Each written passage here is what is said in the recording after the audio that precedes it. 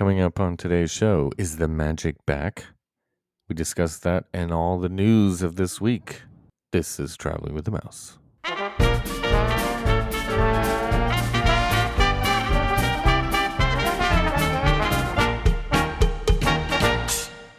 Welcome everyone to episode number 388 of Traveling with the Mouse. My name is Adam. I am joined this week by John. I usually have a line. I thought you just had one. I just blanked. How about remember the magic? That would actually be a good one. Remember the magic. Are we going that far back? I don't know. Remember this parade went on for 3 years. At least. Yeah. We are recording this episode after the avalanche of news that came out on, was it the 10th of January? Some things flooded in on the 11th too. So yeah. It was early in the week. So it's like everybody's, they're back to work now. Following the holidays. They're like really kicking the year off. So what should we start with? Opening date for Tron? April 4th? Yes, that was interesting yesterday. It was yesterday, wasn't it? Yeah. It was like there was a tease put out early in the day. Right. It was this GIF with like the scores on it. Yeah. High scores for like Tron. Of the light cycles. Right. It actually looked just similar to the original video game of Tron. Like the arcade game. Yeah. But they made it out to a 4 and another 4. Right. Which led to speculation. They had some people thinking April 4th. They had some people thinking 44 days. So it was somewhat cryptic. It was actually done quite well overall. It was kind of interesting. It was fun. 44 years total of construction. Could have been. Let's see.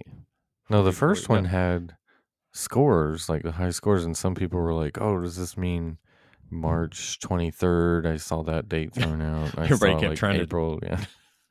Everybody kept trying to figure it out, right? Yeah. Combine the numbers to see.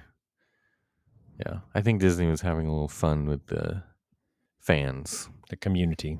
Yeah, the Diz community, which they have the right to, because everyone's going to take any little thing and run with it, speculate on it. So 44 just so happens that that's how old I am. So maybe they were celebrating me. Well, they didn't wait. Yeah, they should have opened it on 44 years ago. 44th birthday, but they didn't. The legend was born. Oh, except it was it was November 17th. I thought it was 44. So. Right. But we talked about that. Your actual birthday. Well, there was a bunch of the Star Wars holiday special aired on your birthday. Yeah, I don't remember. It did. We discussed in 1978, and then you said the day after that was like the. Yeah, it was the day after was the Jim Jones killings. Yeah, right. Yeah. Okay, holiday special is probably a little more fun, family friendly for this, but I don't know. It might have caused some deaths on its own. It was Life Day, though. How could it be deaths on Life Day? Anyway. Just because. So we have the opening date. They do say previews will happen for cast members, pass holders, DVC. It says some DVC members. I'm not sure exactly. We don't know yet the dates, but I'm guessing March. Since it's opening April 4th. It would stand to reason. They were doing that for 2 reasons. They were saying April 4th and then 44 days, right? No, that's not how they're doing that. Oh, maybe 44 days is when they open the previews. That would be, February 23rd or something? It makes sense. Kind of fits the timeline. So at some point, we'll just get a random email and you'll just have to sit in the virtual queue for an hour and hope that you can book a date for this. But I'm hoping that we can. Sure, it won't all be sold out in about 2 seconds. No, because or at least all the good dates. Right. I mean, that's how Guardians was. I thought we got in pretty quick on the Guardians one, and then by the time we got to the end of the queue, it was like 3 random Thursdays were open, and that was about all that was left. Mm-hmm. So, oh well. No fun. Hopefully, it'll happen, and we'll get in there. But who knows? It all depends on timing and when that email comes. And the email obviously doesn't go to everyone at the same time. So it's luck of the draw. Oh well. They have announced the height requirement for Right. it as well, which was 48 inches. 48, which is... So we're tall enough. So I know there was Isn't that concern. the same as Rock and Roller Coaster? It is, yes. Yeah. So that's kind of the highest height requirement. The highest tier in Walt Disney World, anyway. Yep. And it's the same. I mean, if I remember correctly, the launch is faster than Rock and Roller Coasters by 2 miles an hour. Ooh. It's actually a 60 mile an hour launch. So a light cycle can beat a limo by just 2 miles an hour. Not just any limo, a super stretch. Oh, yeah. And on top of that, yeah, super stretch limo. Well, that's cool. It's finally going to open April. I think we all thought it would be sooner. I think we were hoping it would be sooner, but they're really taking their time on this. This kind of coincides with, I think, the last prediction I gave, maybe. I have to go back and listen. I said spring break, I think. Yeah, I think you were saying, but I could have swore you said March. I just said spring break. Oh, okay. Well, let's go. And that's the week of spring break. So I'm going to have to find the clip, but... I mean, I could be wrong, but I'm pretty sure that's what I said. If not, so be it. It's not that big of a deal. Right. But that's kind of what I was thinking, that they would want something to be open new during spring break. Anything else on Tron? I think we're good there. Not that they really needed to, though, because they don't necessarily need to draw people to Magic Kingdom. Magic Kingdom has a tendency to draw its own attendance without anything. Sure. But yeah, that was just icing on the cake of things that were announced here in the last couple of days. So a couple of other big ones. Here's another one. Happily Ever After is returning April 3rd. So the day before this, Magic Kingdom is going to be packed. As if they weren't going to be already because it's spring break. Right. So Happily Ever After, back whenever they made these announcements, they said the song was coming back. Yep. And now they're saying Yep. Happily Ever After in and of itself is coming back. So I wonder if they're just bringing back the original show, which is why they were able to do it so quickly. Or is it going to be a revamped version? I would like to see a revamped version because... Yeah, I think it is revamped. There's been several films that could have a spot in it at this point. My hope is that some of it will be the same. Of course, the intro, the outro with the song is probably going to be the same. In between, there'll probably be newer IP put in there. They might have some of the original stuff, which would be great. But the official wording from Disney is fan favorite, Nighttime Spectacular Happily Ever After returns to Magic Kingdom April 3rd, featuring all new projections down Main Street. Disney Enchantment will be offered through April 2nd. So you're going to have to get down there to see Enchantment one last time. Right? No, don't. No? No. Never liked it. And yeah, I don't know. It doesn't compel you the same way that Happily Ever After did. Okay. That's just me. And the folks that I took, I mentioned this before, the folks that I took back in July last year, we did Enchantment and Harmonious. They liked Harmonious way better. There was no comparison. Well, sorry, folks. Yeah, right. That one's going out the door, too. That's a good segue to say that one, Harmonious, is also... Harmoniously. leaving us. Is that the same date, right? Is it? Yeah, I forgot. April 2nd will be the final performance of Epcot. Everything's happening in April. Hopefully this is not just an April Fool's joke. I was thinking that too. I was like, Got to be honest, the announcement of the removal of the barges was really surprising. Yeah. Just knowing that they had to have put a good bit of money into that show. Right. I was just surprised that they would do that. I would think that they would create a show to utilize the existing equipment. You know what I mean? Well, we'll get into all that, but yes, here's the official wording on that. Yeah, they said in D23 back in September that they were going to work on some new nighttime spectacular, which when they said that at D23, we were like, but I thought Harmonious was supposed to be the show. Was here to stay. Right. And so now they're like, a new nighttime spectacular. Like, okay. So Epcot Forever is going to be back starting April 3rd. And then it says Epcot Forever is the perfect offering while our entertainment team preps the lagoon, including a phased removal of fireworks platforms following the final Harmonious performance on April 2nd. The fact that they put that in is like telling the fans, hey, we're getting rid of these barges because we know you hate them. They didn't have to say that, right? I mean, the fact that they said that in the press release kind of tells you that they are listening to the fans, so to speak, as Josh tomorrow, we'll get into that, said. I would really like to know the price tag on Harmonious, though. I tried to do a little research for it, and I never did really find anything, but it had to be. Somebody made an eBay listing of the Harmonious barges, and it said $10 million. Harmonious barges. Like they're going to be able to As get a a hold of that. They're going to utilize these things or the parts of them somehow. You know they are. Yeah. I mean, you know these things aren't cheap, though. They're gigantic. It took them years to build it. These mechanical arms go, like, in different directions. It shoots water. Like, these things, millions and millions of dollars. Yeah, Tens of millions. I thought that the way they utilized the arms in the show was quite impressive. I mean, I know during the daytime they're a bit of an eyesore. Yeah. But I mean, whenever they were put to good use during the show, they were it worked well, I thought. Right.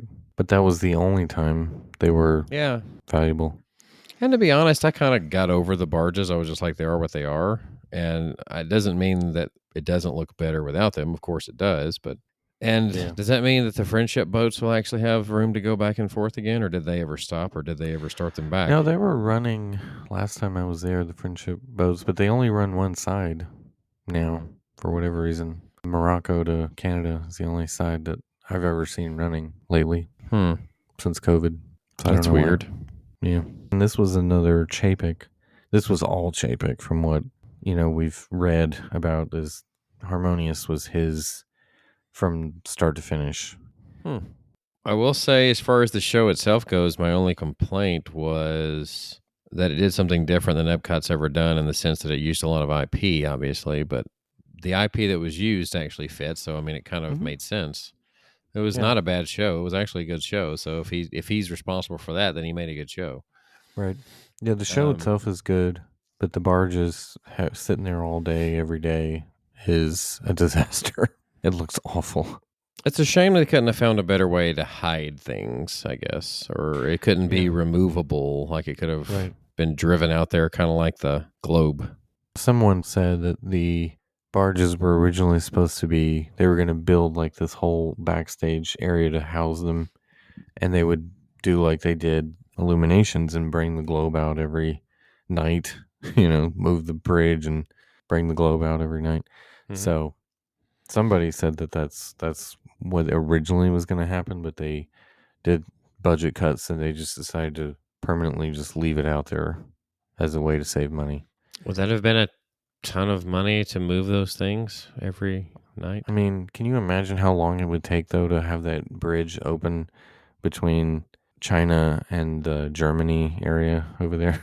That bridge to move these barges out every day would take like 30 minutes. Well, yeah, it would be a lot of bridge being up time, so it's a lot more to move in and back and forth.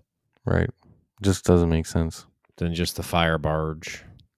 Right. There's no chance that Illuminations would come back because I think didn't that equipment get axed or something? Probably got destroyed. I think I heard that. Or wasn't that a news story that it got destroyed? I think so. I remember seeing, now speaking of price tags, I think that Illuminations cost approximately $25,000 a night. Let you know what kind of money Disney's using and making. Right. I'm sure Enchantment is the same. Yeah. I guess here's another question. Would they maybe consider going without a nighttime show for a time period at Epcot? Because I hope not. It probably needs it less than some other places, believe it or not, even though it's a prime setting to have one. That's not what draws people there per se. Like, it doesn't necessarily have to have a nighttime show. You know, Magic Kingdom having one is kind of part of the day. It's like the end of the day. And I don't know, does Hollywood Studios have something other than Fantasmic? Yeah, they have like, you know, that movie magic thing. It's I've never watched it, so it's just a projection show with minimal fireworks. So yeah, I mean, the projection show they could probably do without at Hollywood Studios. Just my thoughts. Yeah, it's not a huge draw. I don't think anything they've ever had at Hollywood Studios has been a huge draw outside of Fantasmic. I mean, I don't think whatever fireworks show they had there before was really that big of a draw. I don't even think the Star Wars thing they did was that big of a draw. Yeah, that time. Right. It's just one of those things that Hollywood Studios doesn't necessarily have to have a draw. Just like Animal Kingdom has no nighttime show. They tried it, didn't really work.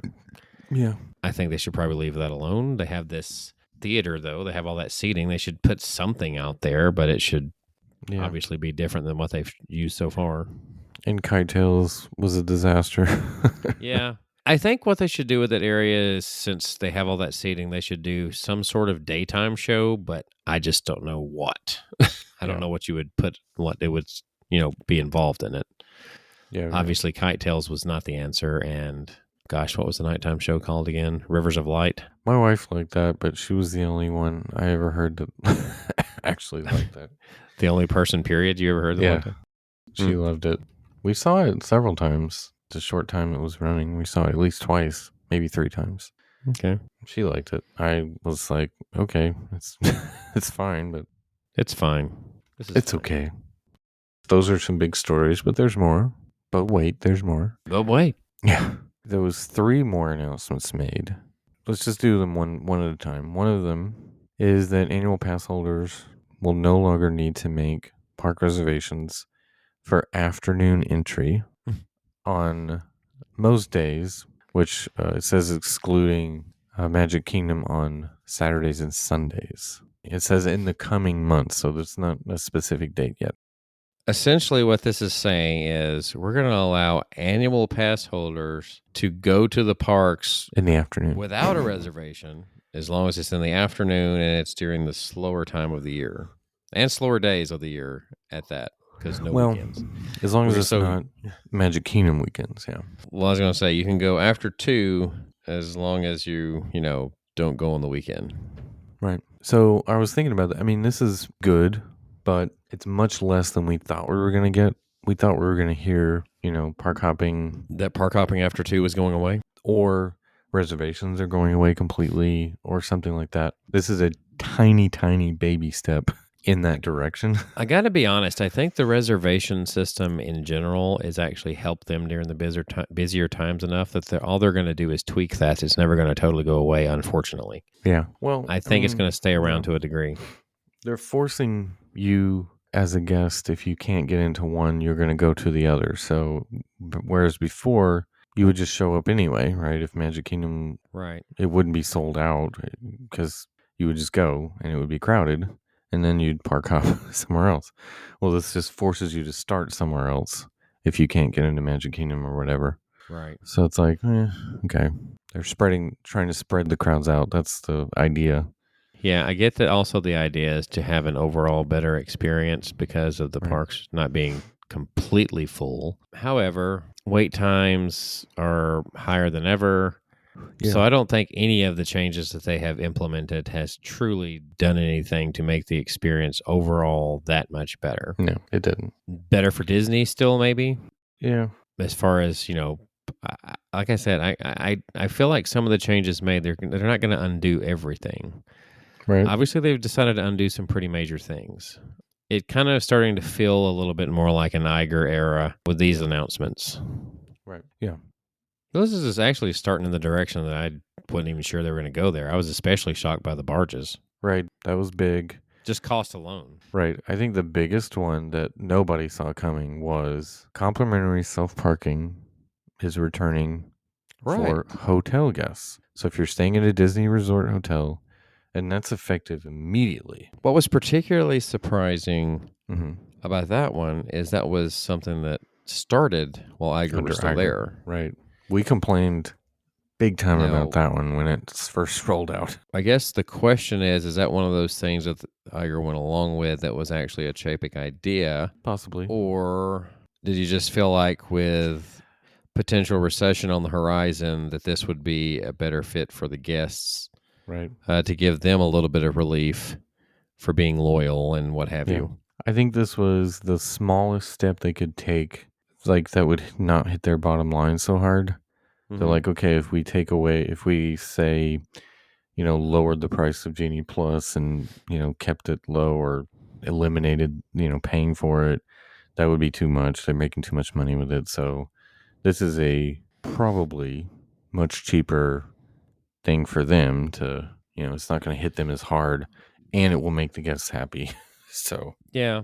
I mean, and charging for parking was really one thing that just they kind of everybody else was already doing it, so they just jumped on right, board with that. So there's really nothing you could right, do about it. right. At the same time, I feel like this is not going to be one of those things where they're totally just going to miss it on that revenue. They're probably going to get it from somewhere else that's less noticeable than just straight up charging for parking. Right. There's going to be something where it's spread out a little more, Mm-hmm. kind of like a lot of businesses used to do with things like overhead, for instance.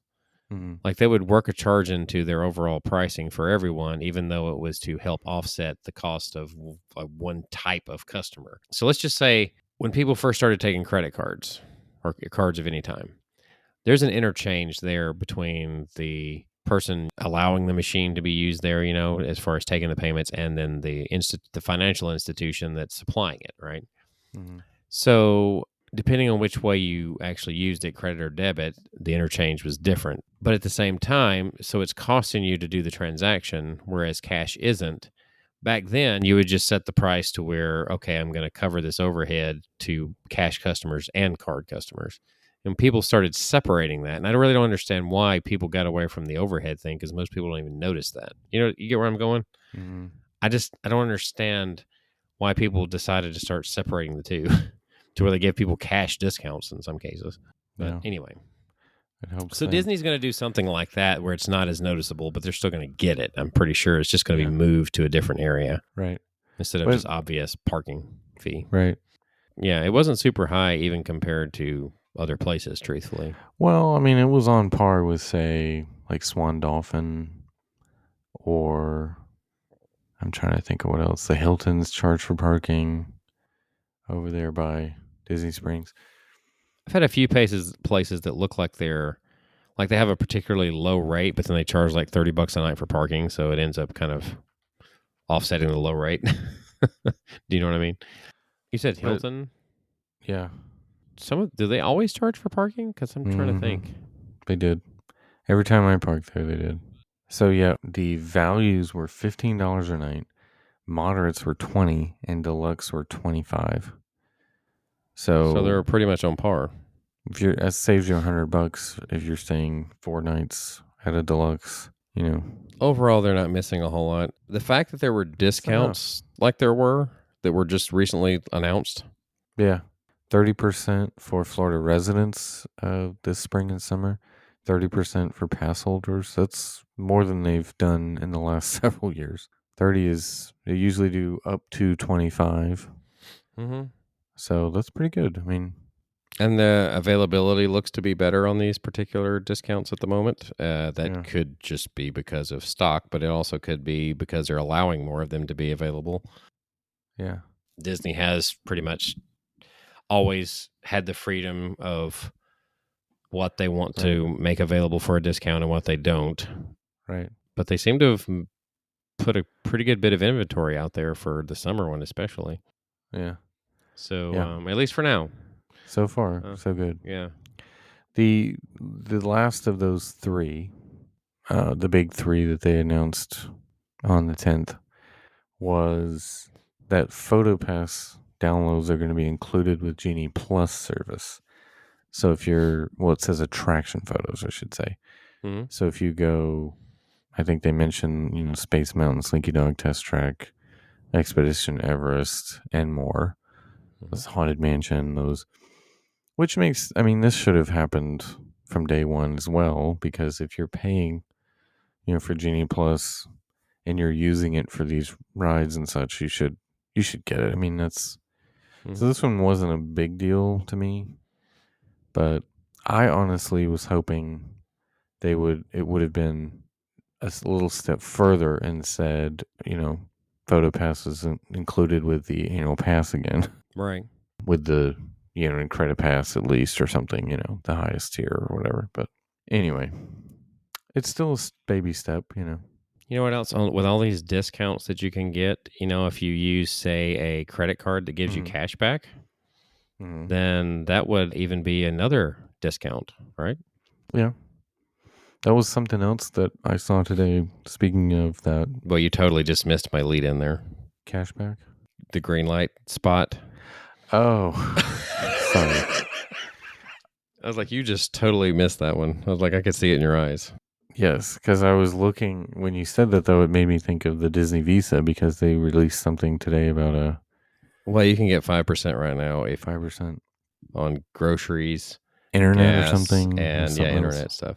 Yeah. Which I actually already use my Disney rewards, my Chase Disney rewards to pay for my internet and phone. So I'm going to get 5% over the next couple of months. Yeah. So, Well, that's good, but you can get 3% cash back with that green light card you were hinting at that I missed. Q. all the time. We'll be right back. Greenlight is a debit card for kids and teens, and now Greenlight has a credit card for parents. Meet the Family Cash Card. Parents can earn up to 3% cash back on every dollar spent. You can choose to auto-invest your cash back to pay for your kids' college. Use it to apply to your balance, or send your cash back straight to your wallet. It's basically cash back your way every day. Get started today at greenlight.com. And now back to the show. All right. Well, now that we're back from that, another story I couldn't help but feel a way about this was Josh Tomorrow's response to all this. And he was quoted, I think, what was the New York Times? It said, his quote is, "This is not necessarily," talking about the newest, all these changes that have come out recently. "This is not necessarily about a change in leadership.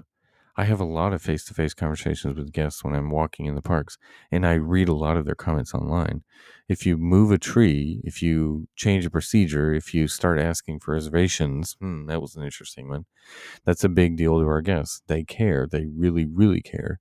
And if people care that much, then I have an obligation to listen and, when appropriate, make some changes and modifications." So, okay, Josh. I love Josh Tomorrow. He's very handsome. He's, I've said that before. But, he seems like a genuinely good guy. But I had issue with that statement because if this is not necessarily about a change in leadership, then why didn't he do anything before? Because there's been 3 years of things going downhill. And then all of a sudden, Iger's back, and then things are starting to shift back. So you're saying you listened to us this whole time, then why didn't you do anything? Right? I could see this a couple of different perspectives, like a couple Yeah. of different ways. Okay. Mm-hmm. I think maybe if he were to go back and rethink this, he might have worded it or maybe omitted Yeah. some of this that he said. Right. Because I believe that's probably true. I believe that first part is true, that it's not necessarily about the change in leadership. I have no doubt that he has those face-to-face conversations and is walking the parks because we know Sure. that. We've seen that. Mm-hmm. And the feedback that he's taken. And there is a very good possibility that passing along of these concerns from the guests could have potentially fallen on deaf ears when Chapek Mm-hmm. was in Right. charge. Sure. And of course, he did probably like anyone else would that's in that position that wants to hold on to their position. They probably didn't push very hard against the current CEO at the time. Right. But then And wouldn't that be necessarily about the leadership change?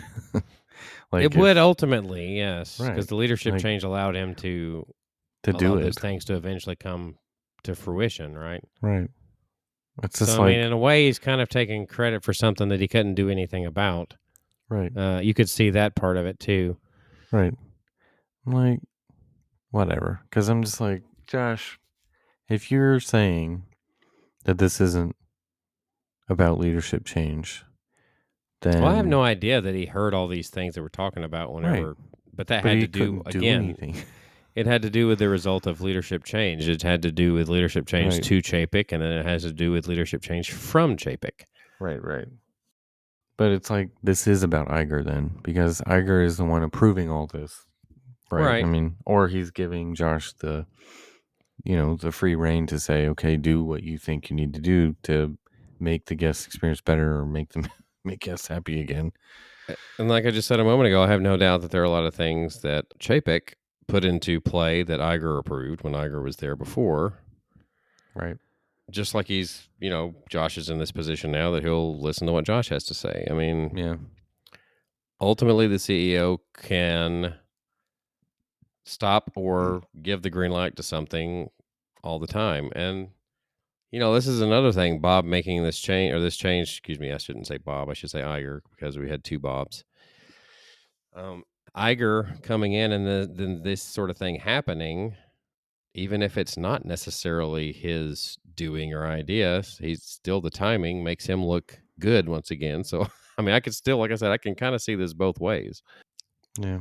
I still am of that camp that I'm not. I mean, I feel like Iger does a lot. I mean, I don't have no doubt that he cares, but I mean, I still think he does a lot of what he does to make himself look good to some degree. But anyway, Iger or Demaro? Iger, like the timing, like he comes back and this changes and he gets the credit, right? When Josh may have been saying this all along, he doesn't really get credit. Now he's trying to get it. I'm not saying Right. that that's how he should have handled it. I'm just I think saying, that's what's happening is like, Yeah. hey, everyone's saying Bob Iger did all this. yeah, I've been trying to do this all along. Well, guess Yeah. what? You tried, but Iger's the one that ultimately made it happen. Iger's also ultimately the one that allowed this to happen when it did. I mean, I think he didn't want to face the mess that was going to happen with 2020 at the time, personally. Oh, I still totally. feel that way. Yeah, there's no So- doubt he bailed on. You cannot tell me that timing was coincidental. Yeah, because that was so out of the blue. Like all of a sudden, he's been trying to retire for like 5 or 6 years before that, and maybe even longer. Is their And then- hindsight really so bad though that, okay, so to go along with other stories, Yeah, like him wanting to retire as long as he was, they couldn't think of coming up with a plan like what we're just seeing here recently, right? Like all of a sudden we know for a fact he's got 2 years left in his contract. So all of a sudden they come up with Mark Parker right. is Okay. named chairman. Speaking That's of, another yes, story. okay. So Another you want to lead that one? succeeding Susan Arnold. Yeah. Basically, they announced that he's the chair, and Right. he served as Nike's chairman and Mhm. CEO until 2020, and then he became executive chairman. And so now he's the chairman of the board at Disney. He's announced as chairman of the board, and as soon as he's announced as chairman of the board, he declared a newly created succession planning committee of the board, Mm-hmm. which will advise the board on CEO succession planning, including review of internal and external candidates. I don't have any doubt that he might even be in that mix. Mm-hmm. Yeah. I kind of doubt it sure. with him being named as chairman so soon, but I mean, I don't count it out. I think having someone like him at the helm, basically as chairman of the board, they're probably going to be able to find who's the best fit, even if they have to go outside the company, which I've kind of said for a while. It's probably time for that again. I sound like a broken record at this point. Yes. But I think it's time for that again. The who, I'm not 100% sure. I just think it's time to think outside of Disney. So the stock price has started to bounce back this week. It's had its moments. as well. Yeah, it's starting to. Then again, stock this week in general has gone up. So Yeah. I mean, the low point was somewhere around the end of December, I think. And it's back up a little bit. it jumped whenever it took us a quick jump whenever Iger was announced, but then it didn't hit its low until after that. Actually, I forgot what day, but it was after he was announced. Somewhere around $84 or so. I think it started.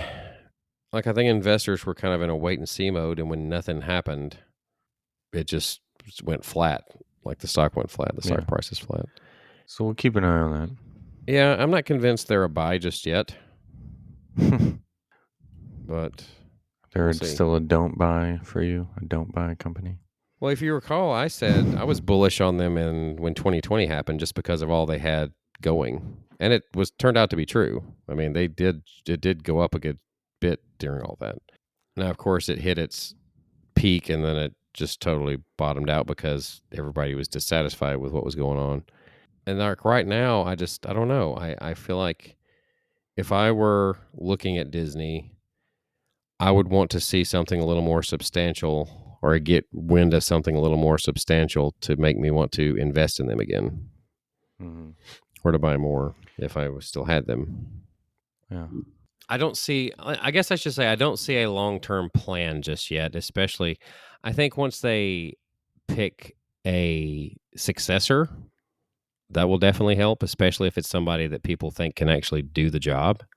I mean, it ultimately took until Chapek, the bottom was starting to fall out, but it ultimately took until he had like a horrible quarter, and not just the fact that they had it, but his response to it was really the nail in the coffin.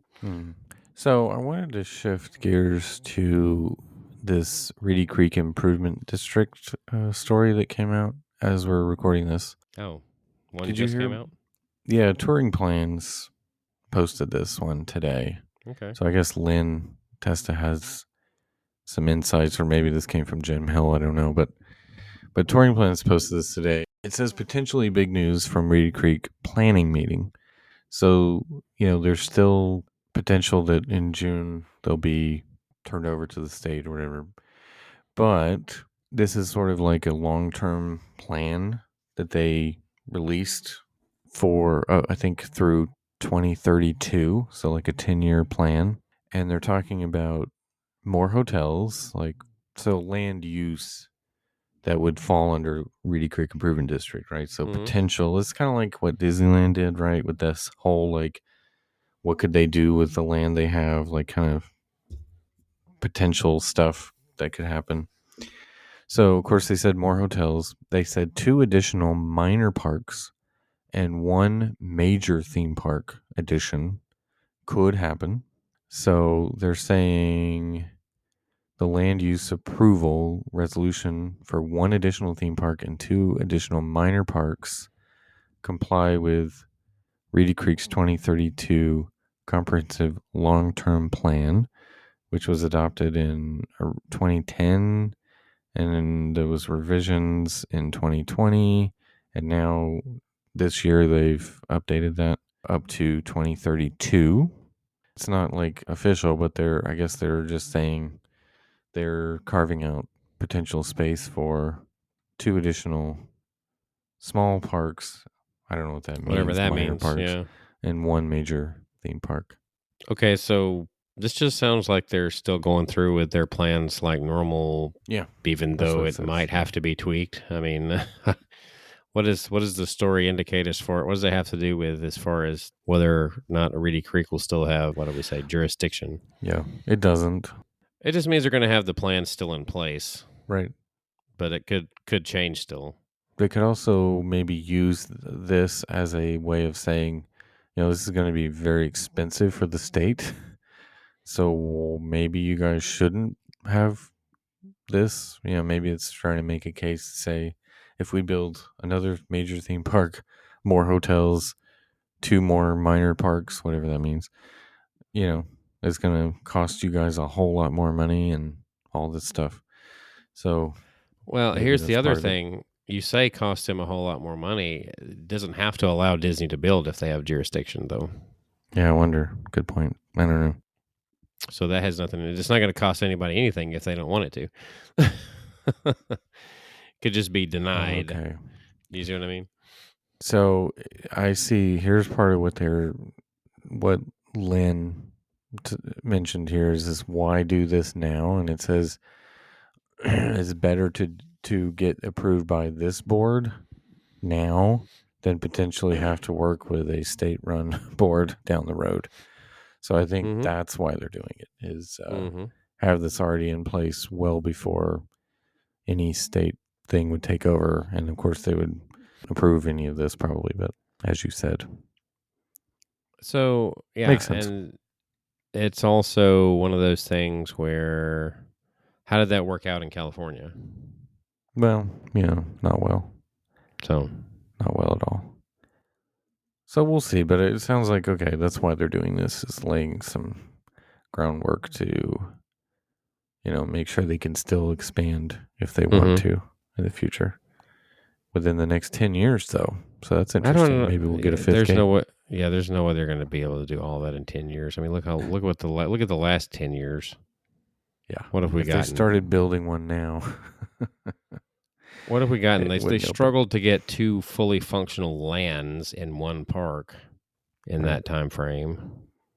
They had several attractions. I think in hindsight now, I think the thought was good as far as because it was for the 50th anniversary. But with hindsight being 2020, I think they put entirely too much on the table. And of course, 2020 just made that worse. But I still think their plans were a bit ambitious, even without 2020 happening.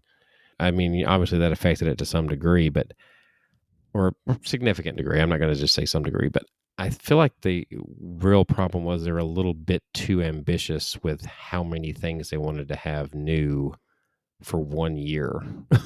You know what I mean? Because in the past they had new stuff always, yes, for their anniversary or around their anniversary. But I mean, how many things were there originally on tap to have new for the 50th? I mean, a lot. Gosh, it was a ton. Yeah, Tron was supposed to open before the Tron, 50th. Guardians, Ratatouille. They were supposed to have was Spaceship Earth supposed to be part of that? It was supposed to be redone. It was supposed to be overhauled. Yes. The Play Pavilion. Yeah, I mean, the whole section with Moana, the Way of Water, all that stuff, I think was supposed to be done. Epcot was supposed to be complete by the 50th, was it not? I think so. Yeah. I think that was the original Epcot's idea. 40th. The overhaul was to be mostly in place, if nothing else. Yeah. By the 50th, and here we are. The 50th is like 3 months from being over. Yeah. And Epcot's not that close to being done. Yeah. It wasn't much of a... It was a disaster, really. Yeah. There was no special 50th parade, which there probably would have been. I mean, Festival of Fantasy finally came back at some point last year. Mm-hmm. Yeah, there was no the electric water pageant thing was probably the best part of the 50th anniversary. To borrow a line from Vader, I believe they kind of choked on their ambitions. Well, yeah, I mean, the pandemic certainly didn't help. No, but I still think there would have been, I think they would have struggled to get all of that done in time, even without the pandemic. Possibly. But I really do. Certainly didn't help. Obviously some of the stuff we're talking about now would already be open, but I think they would have struggled to meet their original deadline. Yep. With all of it. I think it was a little, like I said, it was a little too ambitious. And, why not set your goals a little more reasonable? Like, I don't want to make a true comparison here, but Universal said they were going to give you one thing a year, and that's kind of what they stuck to. Right. Speaking of Universal, they're building a park in Texas. Yes. So a smaller, I think, more like family. aimed at toddlers, I think, more or less. Yeah. So that'll be interesting to see. It's kind of what I would say Legoland did with the Peppa Pig theme park that was aimed at a younger audience. I don't know if it's quite that young they're aiming for. Because truthfully, most of Universal's parks are a little bit older crowd anyway. That's how they marketed it too. More of a teen crowd. Fairy tales and pixie dust aren't quite your thing. Remember that marketing campaign? Speaking of which, another thing that seems to have been rekindled with Iger is the rivalry thing, because I noticed that seems to... I saw Universal did some kind of a tweet about the Tron announcement. Oh, what did they do? They used a thing about layers of onions or whatever it was. I can't remember. It was a tweet. I can't remember how they did it. But they made some kind of comment about that was the big announcement or something. I can't remember how they worded it now. I had to look it back up. Yeah. But it made me think, oh, this is 2019 all over again. Is where we are. We're back there again. Yep. Bitter rivals. I don't know who it is at Universal, particularly that he's an actual rival of, but apparently it's somebody. Well, if this spurs on, a fifth gate or more things that we were supposed to get that got canceled by Chapek, then I'm all for it. The competition's a good thing. What would you want to see as a fifth gate? I would want to see, like, what would the theme be? I mean, the problem is, I know everybody's floated the villains idea, but right, yeah, the whole villains thing is interesting. It's an interesting concept. It would be. It's been talked about forever. I thought that was supposed to be Beyond Big Thunder. Right. But no. Beyond yeah. Thunderdome. Its own park would be great. But yeah, villains is probably the top. Yeah, everything that's happened with Iger coming back has kind of overshadowed the announcements of the Beyond Big Thunder. Like nobody's really thinking about it at the moment, I don't think. There's too much other stuff. And it really wasn't. I mean, they were just throwing stuff at the fans because they knew they had nothing. This D23. Yeah. They were just like, let's draw up some weird concept art and just talk about it and see if they'll be happy with that. They weren't. I was just thinking, since we talked about that area right there. Yep. Splash. How many days do we have left on Splash now? It's not many. Wasn't it the 23rd? Yep. 23rd or so, yeah. 22nd might be the last day, and 23rd is when it closes. We've got a week. Yeah. To go to Splash. And that's it. So get it in. It's going to be kind of cold too, so get it in in the cold. I don't know what to tell you to wear. Yeah. For such a... So apparently a Dumbo magnet is coming soon to Epcot for pass holders. That's another thing. Why? I have no idea. Does Dumbo have a new movie? I mean... Yeah, I don't know why Dumbo. I just trying to figure out what was so special about why Dumbo, why now, I guess. It's only from January 18th to February 20th. So that's it. You know what area where Disney really needs a hit? What do you mean a hit? Like a hit attraction? Well, just a hit period is... movie? Movies is what they need a hit in of their own. Yeah. Well, it sounds like Indiana Jones, Haunted Mansion are in a bunch of reshoots and such, so... Mm-hmm. And I know Avatar's theirs, but I mean, it was not originally theirs. I think what I'm trying to say is they need an original idea to be a hit. Right, not a remake or something else too. They also need to have, if they're going to use established franchises, they need to have better ideas for those too, because like I said, the buzz around Star Wars died way too fast. Yeah, the only thing people are looking forward to is Mandalorian season 3, is it? 4? Whatever, season 3. I'm not sure about Andor, what's going to become of that, but it needs to continue because... It was good, yeah. It was a good little... Those of us who actually watched it know that it was the best thing to happen to Star Wars in a long time. It was good.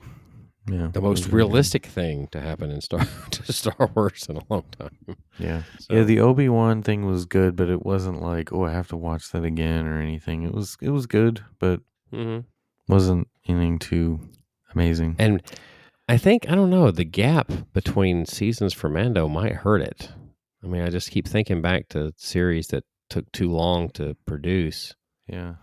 Sometimes you whet the appetite, but it just, I don't know. I'm questioning it. Right now, I feel like it would still do okay, but it's a risky move to wait too long. It is a little risky, but I think they thought the spinoffs would do just as well. That they're like, we don't have to just rely on Mandalorian, but no, they do. Well, the spinoffs have done well enough. I mean, but now once they're done, they've just been so short. Yeah. That when they're done, you didn't have anything lined up to go behind it, really. I was going to say, as far as the entertainment side, I know we didn't really address this much at the beginning. This is really just our second episode of the year, technically. Yeah.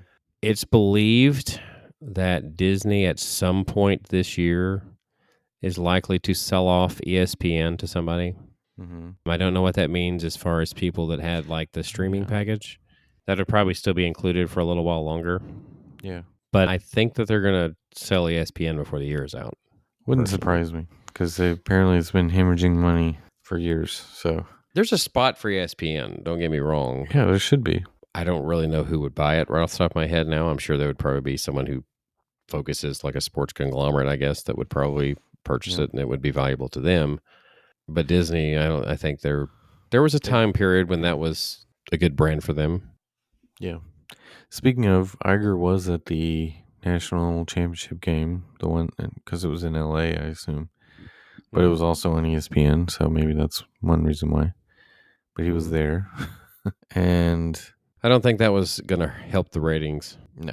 I don't think, or I shouldn't say help. I didn't really need help. It wasn't going to affect the ratings. Maybe if it was a more closer game, it would have helped too. But yeah, anyway. it probably would have kept people watching it. I got a feeling some people stopped watching at halftime, kind of like I did, for the most part. It's been rumored, Disney and Comcast are potential bidders for WWE. Did you see that one? So I think, you think that's some even people possible? I think people bring up Disney's name just because anytime something's available, they bring up Disney's names now. I'm surprised Apple hasn't been brought up. Now that Iger's back, Apple would buy Disney more than I gotta be buying honest, Apple. I don't think that Disney buying WWE would make sense for Disney. I don't think it would make sense for Iger, especially with the price tag it would probably come with. Yeah, I don't think Disney's in that position right now. And what would they do with it? Exactly. Other than, is it a thing about trying to beat out Comcast for something? Because if they try to buy anything, they might try to drive the price up like Comcast did for 20th Century Fox. Yeah, for 20th Century Fox, they might do that. Yeah. They might get in the bidding war for that reason, but I don't think they have any intentions of actually getting it unless they get stuck with it after trying to drive the price up. And then in that case, I don't know what they would do with it then, but it doesn't really benefit them as much. I think if Comcast were to get WWE, it would benefit them because they could utilize it in their parks even. Right. I think it might benefit them better. Yeah. And Comcast already has the streaming service anyway. It's on Peacock. WWE Network is already on Peacock. So, yeah. And the WWE, the reason why that's coming up is, Vince had a scandal. Then now he's kind of off on that for the most part. Now he's come back.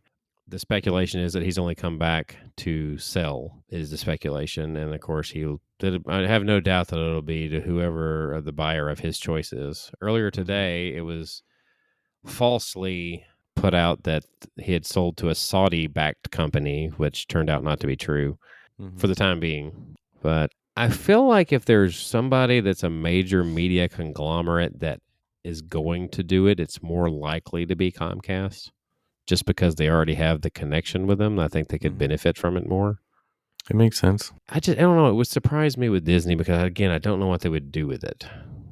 I don't see where they would benefit from it. It was more obvious Disney benefiting from Lucasfilm or from Marvel. You know what I mean? Those were pretty obvious. They made sense. Yeah, Pixar. Of WWE course. doesn't make as much sense. Yeah, Pixar, of course. They already had that relationship. 20th Century Fox didn't make a ton of sense. I mean, it did match certain things. Avatar. Well, it helped them with the rights, the distribution rights, I think, with some of the stuff that they were... what was it worth? Like 70 billion or whatever it was, 50 billion, whatever it was. Questionable. Right. Probably not, but... It helped them beef their content for streaming, which was a long-term plan, right? Right. Like I said, we've discussed this plenty of times before that they planned on and expected to lose money on the streaming service initially. Right. But it's one of those things that I think they're thinking long-term, having the rights to all that stuff would probably benefit them. Yeah. And them having more rights on Hulu, they definitely benefits them on the Hulu side of things to have the rights to 20th Century Fox. So, Yep. All right. Well, we should probably button this episode up there. Where can we be found out there? we are on Facebook, Twitter, and Instagram. That is all at TWTM Podcast. We have a Spreadshirt store in which you can get your exclusive TWTM merchandise. That is shop.spreadshirt.com/TWTM Podcast. We also have a YouTube channel. We also have our website, travelingwiththemouse.com, and you can email us podcast at travelingwiththemouse.com. And if you need help planning your next vacation, you can use our travel agent friend. Her information is also on our website, travelingwiththemouse.com. Sign up for Greenlight. And that's going to be this week's episode. My name is Adam. For John, this is Traveling with the Mouse, and we hope you will join us on our next trip.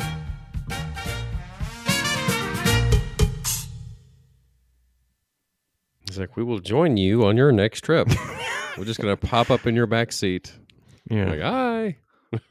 exactly. Just pay for the trip and we'll tag along. It's like, we're going to join you. We're going to join you on Yeah. your next trip.